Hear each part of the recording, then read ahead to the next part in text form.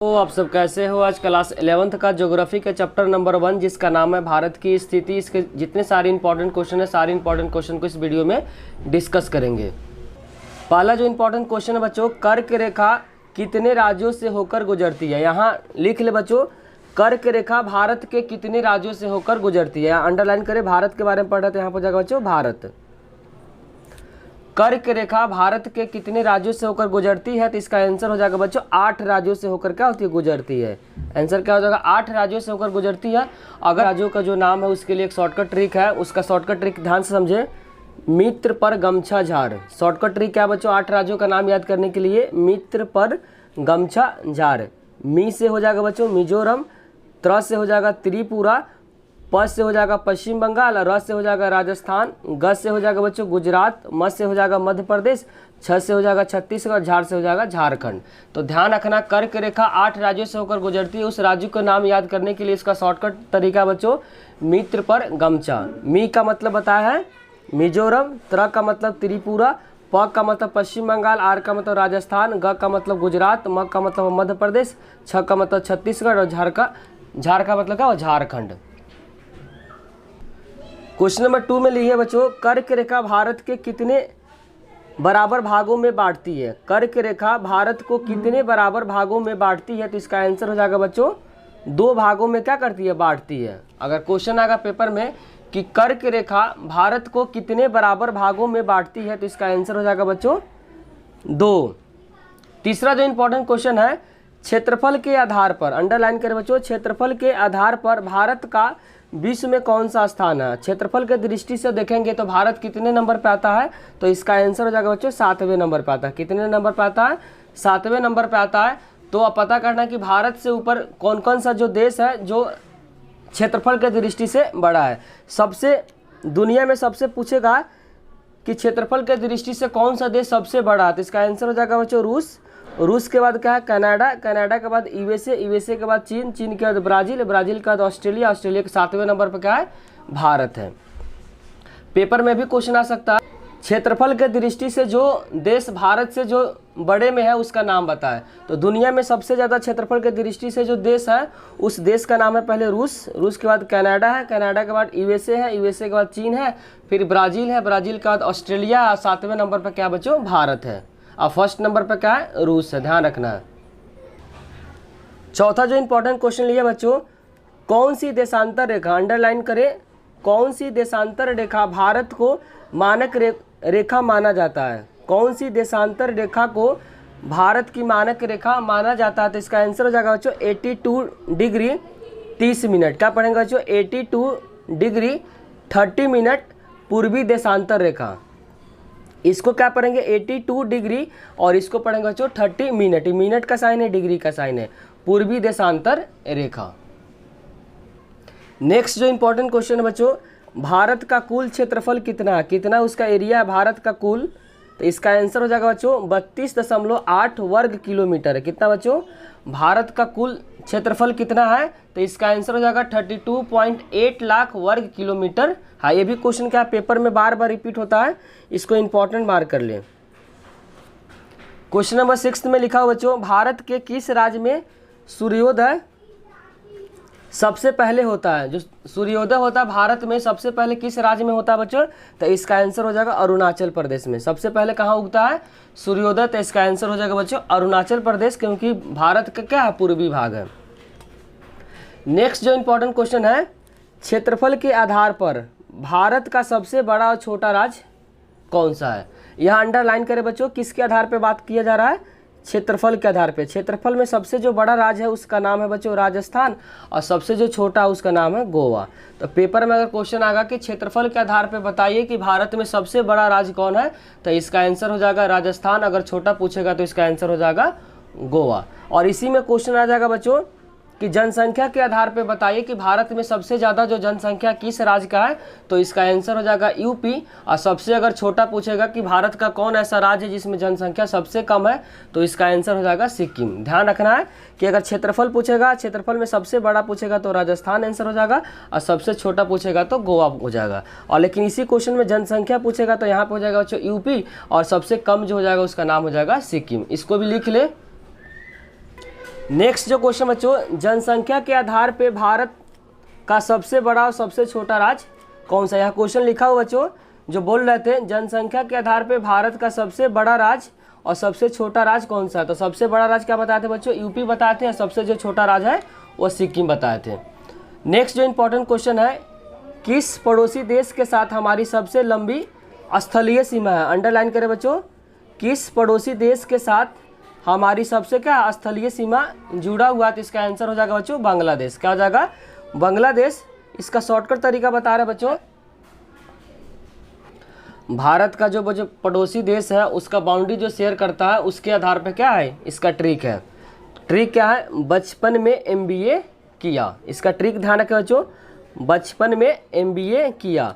बस से हो जाएगा बांग्लादेश, जो सबसे ज़्यादा क्या होता है बाउंड्री भारत के साथ शेयर करता है। उसके बाद च से हो जाएगा चीन, प से हो जाएगा पाकिस्तान, और न से हो जाएगा बच्चों नेपाल, और म से हो जाएगा म्यांमार। ई म का मतलब म्यांमार, इस म का मतलब क्या हुआ म्यांमार, बी का मतलब हुआ बच्चों भूटान, और अ का मतलब हुआ अफगानिस्तान। तो सबसे ज़्यादा जो बाउंड्री जो शेयर करता है स्थलीय, उसका आंसर हो जाएगा बांग्लादेश। और अगर सबसे छोटा पूछेगा, सबसे भारत का कौन ऐसा पड़ोसी राज्य है या पड़ोसी देश है जिसके साथ भारत का बाउंड्री सबसे कम शेयर होता है, तो उसका आंसर हो जाएगा बच्चों अफगानिस्तान। सबसे ज़्यादा पूछेगा बाउंड्री किसके साथ शेयर होता है, तो उसका आंसर हो जाएगा बांग्लादेश। और सबसे अगर छोटा पूछेगा तो उसका आंसर हो जाएगा अफगानिस्तान। और इसका शॉर्टकट तरीका क्या बताए थे बच्चों, बचपन में MBA किए। बी से बताए थे बांग्लादेश, च से बताए तो चीन, प से पाकिस्तान, और एम से न से नेपाल, और एम से क्या हो जाएगा बच्चों म्यांमार, और बी का मतलब बताए थे भूटान, और ए का मतलब बताए थे अफगानिस्तान। किसके बेसिस पे बच्चों, बाउंड्री शेयर के बेसिस पे। सबसे ज़्यादा बाउंड्री शेयर इसके साथ होता है, फिर इसके साथ, फिर इसके साथ, फिर इसके साथ, और सबसे कम किसके साथ होता है अफगानिस्तान के साथ। आपको बस इतना याद कर रखना है कि सबसे ज़्यादा बाउंड्री किसके साथ शेयर करता है और सबसे कम किसके साथ शेयर करता है। सबसे ज़्यादा जो शेयर करता है उसका आंसर हो जाएगा बांग्लादेश, और सबसे कम जो शेयर करता है उसका आंसर हो जाएगा अफगानिस्तान। आप चाहे तो मैप में भी देख सकते हैं। नेक्स्ट जो इंपॉर्टेंट क्वेश्चन बच्चों, किस पड़ोसी देश के साथ हमारी सबसे छोटी स्थलीय सीमा है। अभी जस्ट बताए थे बच्चों अफगानिस्तान। इसका शॉर्टकट ट्रिक बताते बचपन में MBA किए। नेक्स्ट जो इंपॉर्टेंट क्वेश्चन है, भारत के किस राज्य के तटीय सीमा सबसे लंबी है। भारत के जो कौन ऐसा राज्य है जिसका तटीय सीमा सबसे क्या है लंबी है, तो इसका आंसर हो जाएगा गुजरात। क्या हो जाएगा बच्चों, गुजरात। और नेक्स्ट जो इंपॉर्टेंट क्वेश्चन है, कर्क रेखा भारत के कितने अक्षांश से होकर गुजरती है। कर्क रेखा भारत के कितने अक्षांश से होकर गुजरती है, तो इसका आंसर हो जाएगा 23 डिग्री 30 मिनट उत्तरी अक्षांश से। फिर से रिपीट कर देते हैं कि इसको क्या पढ़ेंगे, डिग्री पढ़ेंगे, इसको क्या पढ़ेंगे बच्चों मिनट पढ़ेंगे। क्या पढ़ेंगे, इसको डिग्री पढ़ेंगे, इसको क्या पढ़ेंगे मिनट पढ़ेंगे। तो इसका आंसर हो जाएगा 23 डिग्री 30 मिनट उत्तरी अक्षांश से, इसका आंसर हो जाएगा। नेक्स्ट जो इंपॉर्टेंट क्वेश्चन है, भारत का सबसे दक्षिणी बिंदु कौन सा है। भारत का सबसे दक्षिणी बिंदु कौन सा है, तो इसका आंसर हो जाएगा बच्चों इंदिरा पॉइंट। क्या हो जाएगा, इंदिरा पॉइंट। नेक्स्ट जो इंपॉर्टेंट क्वेश्चन है, भारत में राज्यों तथा केंद्र शासित प्रदेशों की संख्या कितनी है, तो इसका आंसर हो जाएगा बच्चों 28 राज्य है और 8 क्या है केंद्र प्रशासित प्रदेश है। फिर से रिपीट कर देते हैं कि क्वेश्चन इंपॉर्टेंट आने का चांस है बच्चों। भारत में कितने वर्तमान में राज्य है और कितने केंद्र शासित प्रदेश है, तो कितने राज्य है वर्तमान में 28 है, और केंद्र शासित जो प्रदेश है उसका आंसर है बच्चों 8 क्या केंद्र शासित प्रदेश है। नेक्स्ट जो इंपॉर्टेंट क्वेश्चन है, भारत का अक्षांशीय और देशांतरीय विस्तार लिखिए। भारत का अक्षांशीय और देशांतरीय क्या है विस्तार को बताना है। इसका आंसर बच्चों भारत उत्तरी गोलार्ध, अंडरलाइन करें, भारत उत्तरी गोलार्ध 8 डिग्री 4 मिनट से 37 डिग्री 6 मिनट उत्तरी अक्षांश है। अंडरलाइन करें उत्तरी अक्षांश तथा 68 पॉइंट नहीं पड़ेगा बच्चों, 68 डिग्री और 7 मिनट से। बच्चों ये भी क्वेश्चन क्या पेपर के पॉइंट से बहुत इंपॉर्टेंट है, इसको इंपॉर्टेंट मार्क करें। 97 डिग्री 25 मिनट पूर्वी देशांतर के बीच क्या है स्थित है। और आगे लिखा हुआ कर्क रेखा भारत के लगभग 2 बराबर भागों में बांटती है। इसका आंसर याद रखें बच्चों, कर्क रेखा भारत के लगभग 2 बराबर भागों में क्या करती है बांटती है। क्वेश्चन नंबर 16 है बच्चों। 16 को इंपॉर्टेंट मार्क करें, पेपर में क्या होता है, ये भी क्वेश्चन क्या होता है, बार बार रिपीट होता आएगा, तो बच्चों लॉन्ग क्वेश्चन के लिए आएगा। बाकी जो ऊपर वाले जितने सारे क्वेश्चन थे क्या थे, शॉर्ट क्वेश्चन थे। क्वेश्चन ध्यान से समझे। अरुणाचल प्रदेश में सूर्य गुजरात से 2 घंटे पहले निकलता है। क्वेश्चन क्या बच्चों, अरुणाचल प्रदेश में जो सूर्योदय है वह गुजरात से कितने घंटे पहले निकलते हैं, 2 घंटे पहले निकलते हैं, जबकि दोनों राज्यों में घड़ी का जो समय एक ही दर्शाता है। इसको क्या करना है, स्पष्ट करना है कि जो अरुणाचल प्रदेश में जो बच्चों सूर्योदय होता है वो 2 घंटा पहले होता है, और दोनों राज्यों में जो समय होता है क्या होता है, सेम होता है। तो इसको क्या करना है, क्लियर करना है कि ऐसा क्यों होता है। तो इसका आंसर बच्चों, जो पृथ्वी है पश्चिम से क्या होती है, पूरब की तरफ घूमती है। जो पृथ्वी होती है जिसका मूवमेंट होता है बच्चों, पश्चिम से किधर होता है, पूरब की तरफ मूवमेंट होता है। इसके कारण पूर्वोत्तर भाग सूर्योदय पहले आता है, जिसके कारण से, इसी कारण जो पूर्वोत्तर भाग है उसमें सूर्योदय क्या होता है, सबसे पहले होता है। क्योंकि अरुणाचल प्रदेश क्या होता है, पूर्वोत्तर भाग है। जो भारत का अगर मैप देखोगे ना, तो उस मैप में जो अरुणाचल प्रदेश है क्या, पूर्वी भाग है में है, इसीलिए अरुणाचल प्रदेश में जो सूर्योदय होता है सबसे पहले होता है। यही रीजन बताया जा रहा है बच्चों कि जो पृथ्वी का जो मूवमेंट है पश्चिम से पूरब की तरफ है, और पूरब में होने के कारण सबसे पहले क्या होता है, सूर्योदय वहाँ पे होता है। जबकि गुजरात में अंत में सूर्योदय होता है। देशांतर को पार करने में 4 मिनट लेता है। जो एक देशांतर, यहाँ अंडरलाइन कर बच्चों, इंपॉर्टेंट पॉइंट है, एक देशांतर को पार करने में कितना मिनट का समय लेती है, तो 4 मिनट का समय लेती है।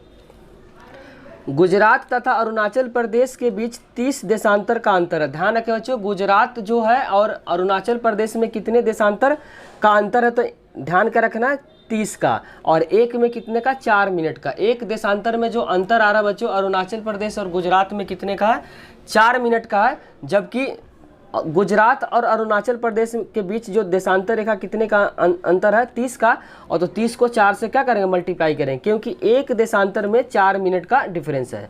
फिर से रिपीट कर देते हैं बच्चों, एक देशांतर को पार करने में 4 मिनट लेती है। गुजरात और अरुणाचल प्रदेश के बीच 30 देशांतर का क्या अंतर है, इसीलिए 30 को क्या कर दिए, 4 से मल्टीप्लाई कर दिए। ये कितने में आ गया बच्चों, मिनट में आ गया। कितने में आ गया, मिनट में। जब मिनट को आवर में डिवाइड करेंगे तो 120 को 60 से डिवाइड करेंगे तो कितना हो जाएगा, 2 घंटा हो जाएगा। अर्थात सूर्य अरुणाचल प्रदेश में गुजरात से 2 घंटे पहले क्या होता है, निकलता है। यहाँ बता दी, क्लियर कर दिया। भारत में 82 डिग्री 30 मिनट की रेखा को मानक समय रेखा माना जाता है। ये भी इंपॉर्टेंट पॉइंट है बच्चों। भारत में 82 डिग्री 30 मिनट की रेखा को क्या माना जाता है, मानक समय रेखा माना जाता है। इसीलिए घड़ी में समय पूरे देश में क्या होता है, एक जैसा होता है। इसको ध्यान रखें कि भारत में 82 डिग्री 30 मिनट की रेखा को ही क्या माना जाता है, मानक समय रेखा माना जाता है, जिसके कारण से पूरे जो देश है में एक ही जैसा क्या होता है, समय होता है। अगर बच्चों वीडियो अच्छी लगी हो तो लाइक कमेंट और सब्सक्राइब करना चैनल को ना भूलें।